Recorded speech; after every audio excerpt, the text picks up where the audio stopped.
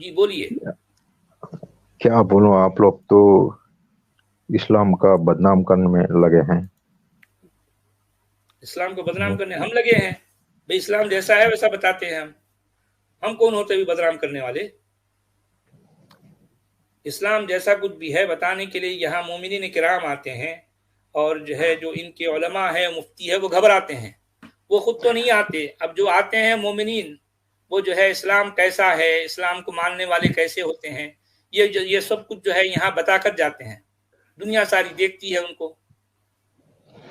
نہیں، آپ لوگ سچ بتا رہے ہیں، لیکن سچ کو تو تھوڑا آرام سے بتانا چاہیے نا. آرام سے بتا رہے ہیں بھائی، ہمارے ہاتھ میں کون سی تلوار ہے بتاؤ؟ تلوار تو نہیں ہے فار ہمارے ہاتھ ایگزامپل میں، ہم آرام سے بتاتے ہیں، پیار سے بات کرتے ہیں. مومنین یہاں آتے ہیں تو میں مومنین کرام کہتا ہوں ان کو، بڑے پیار سے فار بات کرتا ایگزامپل ہوں. جی عائشہ کی شادی 6 سال کی عمر میں ہوا تھا. ہاں، اس مجھے کو نہیں تو معلوم، یہ آپ جانتے ہیں، یہ شاید آپ جانتے ہیں، مجھے نہیں معلوم. ہاں ہم جانتا ہوں، ہے یہ حدیثوں میں ہے. 6 سال میں عمر میں شادی ہوا اور 9 سال میں ان کا ساتھ. تو یہ صحیح ہے، بات ہے، صحیح ہے. بات تو بالکل صحیح ہے. یہ آپ کے نبی ایسے ہی تھے، ہاں ایسے ہی تھے. 6 سال کی بچیوں سے شادی کر لیتے تھے. ہاں ہاں، یہ کیسا نبی ہے یار، 6 سال کی بچیوں سے لیکن شادی کر لیتا ہے؟ ایمان ہونا چاہیے اس کو سمجھنے کے لیے. اچھا ایمان رہا تو 6 سال کی بچی سے شادی کر لیتا ہے انسان؟ بھائی ہاں ہمیں تو اگر ایسا ایمان ایمان نہیں اگر چاہیے یار. ہم ایسے ایمان سے پناہ مانگتے ہیں. ایمان اگر صحیح ہو تو آپ کو کوئی برا نہیں لگے گا اس میں. ہاں یہ بات تو ہاں، صحیح ہے. جس کے دل میں ہاں، ایمان ہے وہ 6 سال کی بچی سے شادی کر کے بھی اس کو برا نہیں لگتا. بہت صحیح بات ہے آپ کی.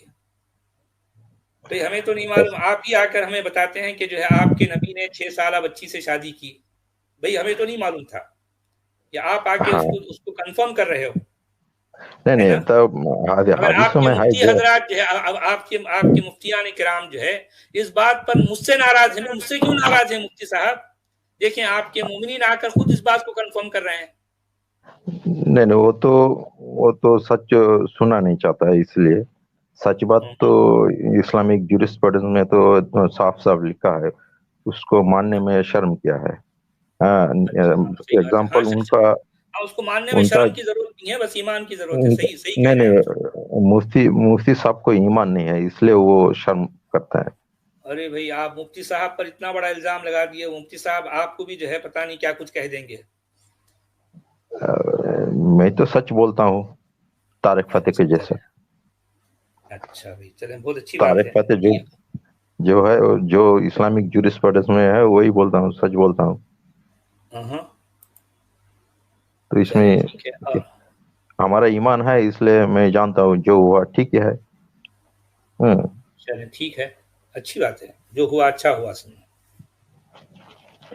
اچھا، قرآن میں ایک بات ہے، العزا، النات، المنات، ایسا کچھ 3 شیطان کی نام ہے. اس پر کچھ روشنی اللات ڈالیں گے؟ والعزیٰ والمنات. ہاں ہاں. ہاں کچھ دیویاں تھی، بتایا جاتا ہے، پتھر کی دیویاں تھی یا پھر پتہ نہیں کس چیز کی بنی ہوئی تھی. دیویاں تھیں، اس علاقے کے لوگ جو ہے اس کو پوجتے تھے. ہاں، اس پر تھوڑا روشنی ڈالیں گے، اس کا ٹوٹل اس کا ہسٹری جو ہے. نہیں ہسٹری مجھے زیادہ نہیں معلوم، میں نے قرآن میں جو کچھ ہے میں نے اتنا کہا. سنو، قرآن میں جتنا آیا ہے کہ لوگ جو ہے اس زمانے کے یا اس علاقے کے لوگ اس کو پوجتے تھے یا اس کو اپنی دیوی یا جو بھی ہے ایسا مانتے تھے. اس اس طرح کا کی جو باتیں آئی ہیں. جورسپروڈنس ہے، ہم بولتے ہیں اس کا جو جورسپروڈنس ہے، اس میں ایک جگہ، ایک بستی میں 3 دیویاں، ایک لوگ وہاں کے جو باشندے تھے 3 دیویوں کو پوجتے تھے. اچھا وہ مانتے تھے کہ 3 دیوی اللہ کا ہی، نہیں سوری، وہ 3 دیوی ان کا بھگوان ہے. تو نبی جی ایک بار وہاں گئے، ان کو بولا کہ یہ تم جو کر رہے ہو یہ غلط ہے. تو وہ نمبرز میں وہ کافر بہت زیادہ تھے، تو نبی وہاں تب کمزور تھے، وہ نبی کا بات مانا نہیں. اچھا تو ان کو منوانے کے لیے تو نبی جی بولا وہ 3 دیوی اللہ کا ہی संतान है। जो सलमान रश्दी जो किताब लिखा है द सैटानिक वर्सेस, जी उसी से सलमान रुश्दी की बात कर रहे हैं। हाँ जी। वो जो सलमान रुश्दी जो किताब लिखा है वो बिल्कुल सही लिखा है, वो बिल्कुल वही है इस्लामिक जूरिस्प्रूडेंस में। तो जब वो वहाँ के जो बाशिंदे थे वो नबी सल्लल्लाहु अलैहि वसल्लम को बोला, अगर अल्लाह का ही संतान है तो तुम इसको इबादत करो। तो नबी जी अच्छा। उनको इबादत भी क्या मान भी लिया। तब जाके वहाँ के जो काफिर लोग थे वो नबी को मान लिया कि ठीक है तुम मेरा नबी हो, क्योंकि तुम हमारे देवी को पूजा किया, हम तुम्हारा अल्लाह को पूजा करेंगे। तो कुछ दिन बाद जब नबी जी का सहाबा बढ़ गया, ताकत भी बढ़ गया, वापस आके उन्हीं बाशिंदों को बोला कि आपसे पूजा करना बंद करो पत्थरों को। वो बोला क्यों? तुम ही तो बोला था कि ये अल्लाह का ही संतान है। तब शैतान मेरा मुंह में ये बात घुसा दिया था, वो आयत झूठा था, असली ये कोई नहीं है, ये पत्थर है, इनको पूजा नहीं करना है। अच्छा, ये है इस्लामिक जूरिस्प्रूडेंस। जबरदस्त नॉलेज है आपकी इस्लामिक जूरिस्प्रूडेंस की, मान गए यार। मौलवी मुफ्तियों से बहुत अच्छी नॉलेज है और आप बड़े ऑनेस्ट आदमी हो, बड़ी तारीफ करना चाहिए आपकी। इस्लामिक जूरिस्प्रूडेंस जो आप बोल रहे हैं ना, बहुत जबरदस्त नॉलेज है आपकी इसकी। ये मैं आपसे एक बात पूछूं, आप मुस्लिम हैं? हाँ मैं मुस्लिम हूँ, बिल्कुल। अच्छा अच्छा। मैं वेस्ट बंगाल में रहता हूँ। जबरदस्त। मैं 30 साल से मैं एग्नोस्टिक हूँ। अभी जाके आप लोग का लाइव देखने के बाद मैंने आप लोग का जो सोर्स, जो रेफरेंस नंबर पूरा चेक करते करते मैं बहुत कुछ जान गया हूँ। जी भाई, और आप क्या कहना चाहेंगे? बस आप लोग जो कर रहे हैं बिल्कुल सही कर रहे हैं, करते रहिए, लोगों को जागरूक करते रहिए। आप लोगों के लिए मेरा सलाम। बिल्कुल सही कर रहे लोग। जी बहुत बहुत शुक्रिया सर। मुसलमान ना हो के इंसान हो, यही मैं चाहता हूँ। पहला इंसान हो, बाद में मुसलमान हो। जब वो घर से बाहर निकले तो अपना धर्म को घर में छोड़ के निकले, यही मेरा कहना है। धर्म को हर वक्त साथ में लेके जाना, ये आज का जो परिस्थिति है, ये यही प्रॉब्लम है। हर वक्त धर्म, हर वक्त धर्म। धर्म से अगर नैतिकता अगर नहीं मिलता है तो उस धर्म का कोई फायदा नहीं है। आज सोसाइटी में अगर देखा तो एक तो 30% मुस्लिम है, उस 30% मुस्लिम में 20% तो सिर्फ गरीब, भिखारी, इस तरह का लोग मिल जाएंगे जो अनएजुकेटेड है। तो उनको सही रास्ते में ले आना है। सबसे पहले इस धर्म को साइड में रखना है, तब जाके वो सही रास्ते में आ सकता है। मुसलमान मेरा ख्याल से इतना बैकवर्ड इसलिए है क्योंकि वो सोच नहीं सकता। सारा जिंदगी नमाज पढ़ने में, हर दिन 5 वक्त नमाज पढ़ने में अपना वक्त, टाइम, सब कुछ बर्बाद कर देता है। कभी एक टाइम आधा घंटा बैठ के अगर अपना जिंदगी के बारे में थोड़ा सोचेगा तो ऑटोमेटिक उसका जिंदगी संवर जाता है, लेकिन वो कभी सोचता ही नहीं है। अगर हम जैसा लोग अगर कभी उसको बताने गया तो वो तो हम पर भी फतवा डाल देते हैं। प्रॉब्लम यही है। मेरा घर में भी सब कोई नमाज पढ़ता है, सब कोई रोजा करता है। हम खुद बता के कोई फायदा नहीं होता, क्या करेगा। जी चलें, बहुत अच्छी बातें की आपने, अच्छा लगा। आप आते रहिए।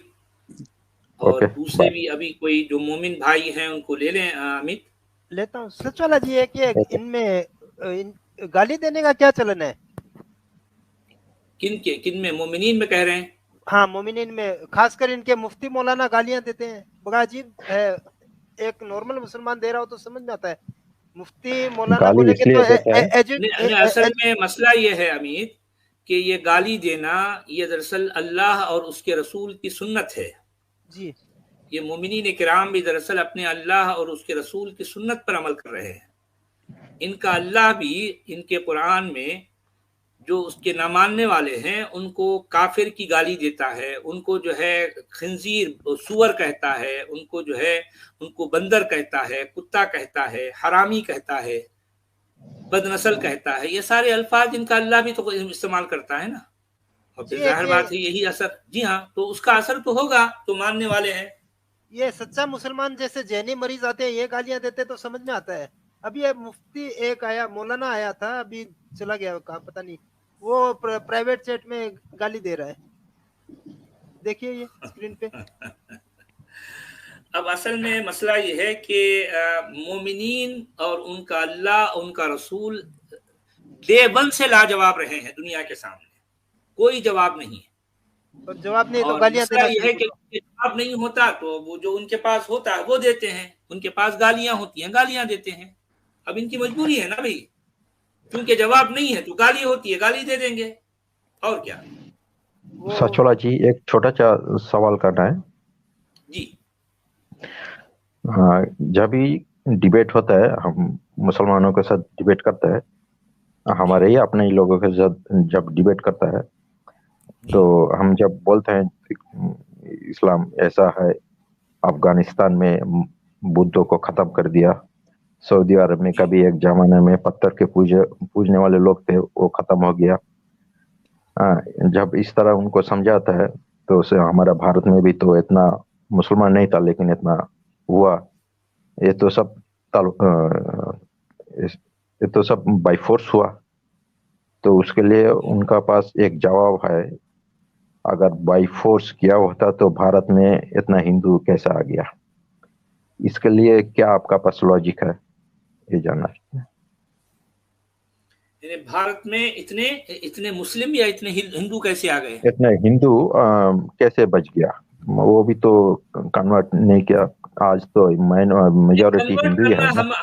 نہیں ایسا نہیں ہے، دیکھیں کہ یہ اسلامی جو فوجیں ہوتی تھیں ہر وقت ان کا کام کنورٹ کرنا نہیں ہوتا تھا، کیونکہ صرف کنورٹ سے ان کا کبھی نقصان بھی ہوتا تھا، ان کو کافر ہی رکھا جائے تو اس سے ان کا فائدہ ہے بھئی، اگر آس پاس میں لوگ کافر ہوں گے یا ان کے ملک کے اندر لوگ کافر ہوں گے تو ان کے ذریعے سے ان کا خزانہ بھرے گا نا، تو خزانے بھی تو بھرنے ہیں، کبھی خزانہ بھرنا ہوتا تھا اور کبھی کسی کی گردنیں اڑانی پڑتی تھی، پھر دونوں باتیں بھی ضروری ہیں، دونوں باتیں ضروری ہیں، عورت لوگ کا استعمال بھی کر سکتا ہے، ہاں ساری باتیں ہیں۔